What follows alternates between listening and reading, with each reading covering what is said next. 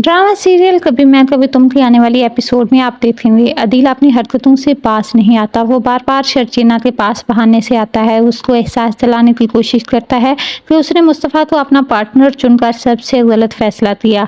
मुस्तफ़ा किसी भी एतबार से उसके लायक नहीं। ये बातें जब मुस्तफ़ा भी सुनता है तो उसका सब्र भी जवाब दे देता है। वो तंग आ चुका है सबके मुंह से अपने आप को नालायक नकारा सुन सुनकर। तो दूसरी तरफ शर्जीना भी बहुत ज़्यादा परेशान होती है।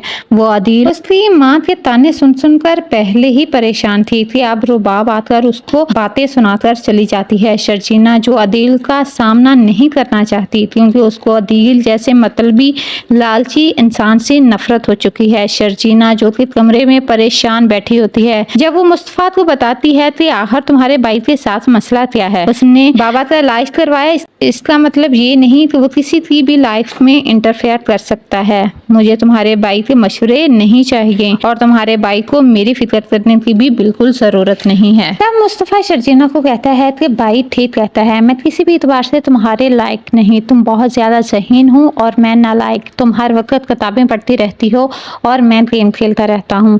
तुम तो बहुत अच्छे इंसान का साथ डिजर्व करती हो। शर्जीना को मुस्तफ़ा की ये बातें बिल्कुल भी अच्छी नहीं लगती। वो मुस्तफ़ा को कहती है तुम्हारा दिमाग ठीक है ना, मेरे लिए तुमसे अच्छा कोई हो ही नहीं सकता। तुमने तब मेरा साथ दिया जब तुम्हारा भाई जो कि एक नंबर का लालची और मतलबी है, उसने मेरा साथ छोड़ दिया। इसलिए मेरे लिए तुम्हारा साथ ही सब कुछ है। इसलिए ये फजूल बातें करना बंद कर दो। यहाँ ड्रामे में ट्विस्ट तो तब आता है जहाँ आपको मुस्तफ़ा और अदील की लड़ाई होती दिखाई जाती है। मुस्तफ़ा अदील से कहता है मैं आपकी हर बात बर्दाश्त करता हूँ, आप मेरे बड़े भाई हैं, इसलिए आपने शर्जीना से जो भी कहा मुझे इससे फर्क नहीं पड़ता।